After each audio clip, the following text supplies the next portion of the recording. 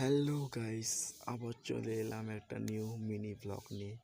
তো আজ দেখাবো ঝাঁটা কাঠি কীভাবে তৈরি করতে হয়, বা যেটা দিয়ে আমরা ঝাঁট দিই সেই ঝাঁটা কাঠি।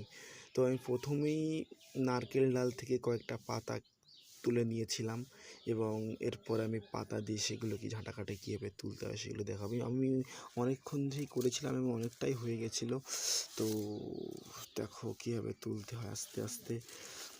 তো এগুলো সরঞ্জামের সব কিছুতেই লাগে সবারই, সেটা প্রত্যেক জানি আমি। সত্যি এগুলো একটা অনবশ্য। আজ প্লাস্টিকের ঝাঁটার থেকে এই ঝাঁটাগুলো খুব সুন্দর এবং মসৃণভাবে ঝাঁট দেওয়া হয়।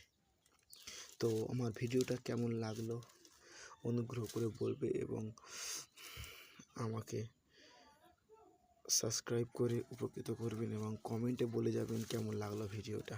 ওকে, বাই, দেখা হবে পরের ভিডিওতে। বাই।